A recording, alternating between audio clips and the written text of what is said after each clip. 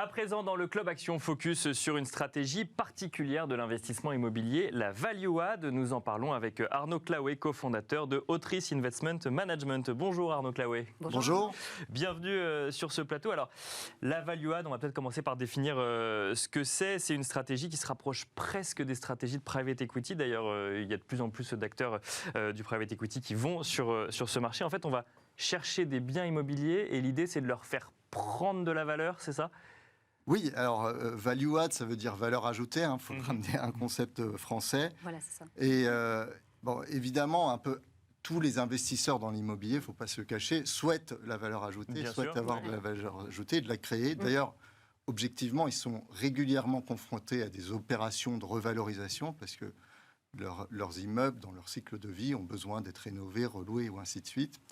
C'est vrai que quand on parle du secteur value add et des acteurs du value add, on parle d'une stratégie qui est un peu différente d'une stratégie patrimoniale. En patrimonial, vous allez chercher à protéger le patrimoine sur le long terme et vous allez réfléchir à long terme sur la valorisation de votre actif.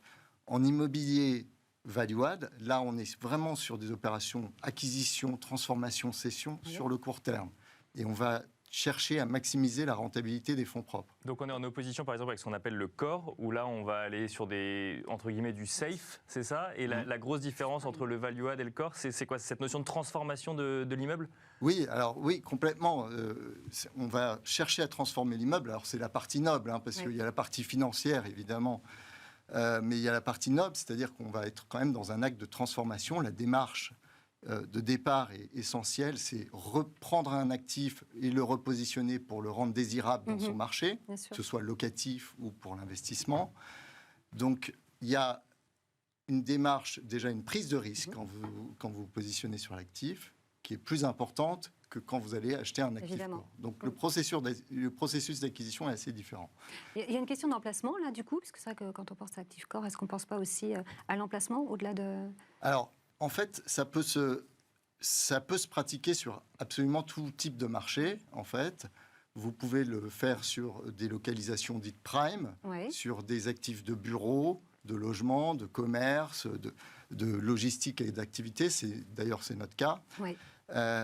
On peut le faire sur toute classe d'actifs. Après, vous avez des stratégies assez différentes. Typiquement, dans le logement, ce qui s'est fait, ce que les marchands de biens traditionnels en France toujours fait, c'est de l'achat en bloc, revente à la découpe. D'accord, ça c'est de la stratégie value add pour le coup. Oui, c'est une opération marchand de biens. On revient sur des opérations qu'on voit également dans les entreprises. Effectivement, on rachète un groupe et ensuite on le revend à la découpe. Là, et en fait, on fait de la plus-value sur la revente de chaque appartement, c'est ça ? Exactement, c'est-à-dire que là, vous avez pris un bien en bloc et vous l'avez repositionné sur des plus petites unités pour le recéder à des particuliers. Mais nous, par exemple, dans notre activité, l'activité, la logistique, on est complètement sur une problématique inverse. On va chercher de la prime de portefeuille. Donc, on va agglomérer un certain nombre d'actifs de petite dimension, généralement 5 millions d'euros, qu'on va fédérer au sein d'un portefeuille qu'on va vouloir homogène pour le céder à un investisseur institutionnel. C'est un autre type de stratégie. C'est ça. Parce que vous, ce que vous avez, ce sont des fonds professionnels, par exemple, comme un de vos derniers FPCI. Alors, celui-ci, c'est quoi ? C'est entrepôt du dernier kilomètre ? Je crois que c'est... alors, c'est quoi ? C'est votre fonds Autrice Actilog. Celui-ci, par exemple, pour juste que je comprenne bien historique, parce que le value add, historiquement, il est quand même financé principalement par les investisseurs institutionnels. Et donc, c'est pour les plus gros acteurs du value add dans l'immobilier, c'est pour ça que ça s'appelle value add et c'est un anglicisme, ce sont quand même les grands fonds anglo-saxons qui, eux, sont alimentés par les fonds de pension. Donc nous, on a travaillé jusqu'à présent avec Autrice, avec les investisseurs institutionnels. Et aujourd'hui, effectivement, on a un certain nombre de fonds qu'on peut proposer à des investisseurs privés, qui sont des fonds de private equity qu'on détourne. On utilise à des fins immobilières et qui nous permettent de proposer ça à des investisseurs, mais alors, c'est dit professionnels et avertis, c'est-à-dire des investisseurs qui peuvent investir au moins 100 000 euros. Et pourquoi pas sous forme de SCPI à la SCPI. Alors, Merci. typiquement, la SCPI ou l'OPCI pourra faire une opération de construction pour le détenir à long terme, mais elle n'a pas le droit de faire une opération de marchand de biens. Une opération de marchand de biens, vous êtes encadré dans un achat-revente de 5 ans, et ça, vous ne pouvez pas le faire dans le cadre des fonds dit long terme. Alors, je reviens sur la question de Laura, de l'emplacement. C'est-à-dire que quand on veut faire de la valeur ajoutée, ça veut dire que globalement, on va aller acheter quelque chose qui a moins de valeur qu'on estime qu'il pourrait en avoir, et qu'on va lui apporter cette valeur pour ensuite le revendre, ou en tout cas lui faire gagner en valeur. Vous les trouvez où, ces immeubles? C'est quoi? C'est des emplacements qui sont moins bons? C'est des immeubles qui sont mal entretenus? C'est comment est-ce Alors, déjà, dans le processus d'investissement, il faut être très constant, régulier, être en permanence sur le marché, et c'est sûr que la sélection, le sourcing, il est très important. Il est continu, et d'ailleurs, il faut être vraiment spécialiste sur un marché qui est le vôtre. Après, la sélection des actifs, elle se fait... Nous, on fait beaucoup de gestion de risque. Oui. C'est-à-dire que quand on va acheter un actif, on sait on doit monter un business plan dans lequel on doit gérer un certain nombre de risques locatifs, construction, voire même administratifs, quand on a un permis de construire à déposer. Donc, l'ensemble de ces risques, il faut qu'on les intègre dans notre business plan. Dans ce business plan, nous permet de construire le prix auquel on peut acheter le bien. D'accord. C'est à rebours. On a un réseau d'apporteurs d'affaires très important. C'est un métier de réseau.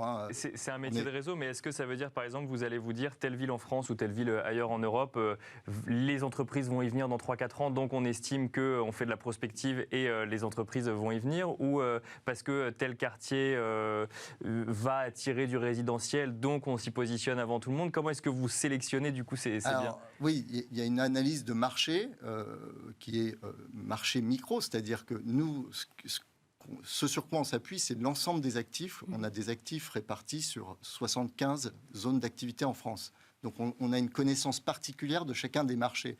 Donc on s'appuie beaucoup sur ça.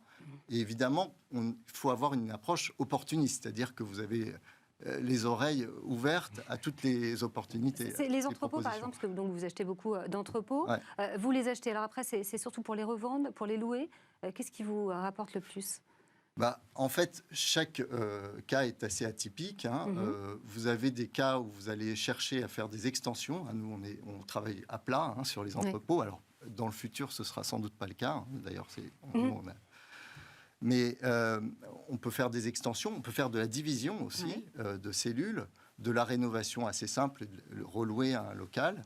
Et même, ce qu'on a fait assez régulièrement, c'est du changement de destination. Donc, vous passez à un entrepôt, vous obtenez une CDAC et vous le transformez en commerce, s'il a une bonne visibilité, ainsi de suite. La régulation de plus en plus stricte sur les normes énergétiques, sur l'énergie, sur l'isolation, ça a un impact quand on fait de l'immobilier value-add? Alors, en fait, jusqu'à présent, la valeur verte, elle était à peu près de 0 €. Mais là, on est vraiment à l'année zéro, justement, de la valeur verte. C'est-à-dire que sur les 5 prochaines années, 10 prochaines années, ça va être un élément fondamental parce qu'on a des fonds ISR. Donc ISR, ça veut dire qu'ils vont avoir des contraintes d'acheter des immeubles qui ne sont pas des passoires énergétiques. D'ailleurs, peut-être même qu'on ne pourra plus louer des immeubles qui sont des passoires énergétiques. Vous avez des fonds ISR, Arnaud ? Non, nous, on n'a pas de fonds ISR. Mais justement, on s'intègre là-dedans, c'est-à-dire qu'on va acheter un immeuble et qu'on va le repositionner. Aujourd'hui, on ne peut plus ne pas penser à la consommation énergétique. On est dans le décret tertiaire. De toute façon, l'ensemble du parc, on doit réduire de 40% sa consommation. Est-ce qu'un entrepôt se vend mieux qu'un immeuble classique, par exemple de bureau à Paris? Alors, aujourd'hui... Oui. D'accord. Dans les immeubles de bureau... Il y a eu une hésitation, mais finalement, c'était... Oui. En fait, aujourd'hui, les secteurs évoluent assez différemment. Les bureaux à Paris continuent à se vendre. Oui. Les bureaux dans les communes de report ne se vendent pas. Le commerce se vend beaucoup moins bien. Les centres commerciaux sont devenus très peu liquides. Mais l'entrepôt résiste. Et du coup, dans ce contexte-là, si vous voulez, l'entrepôt, cette classe d'actifs qui était un peu délaissée des institutionnels, est devenu un peu un actif star.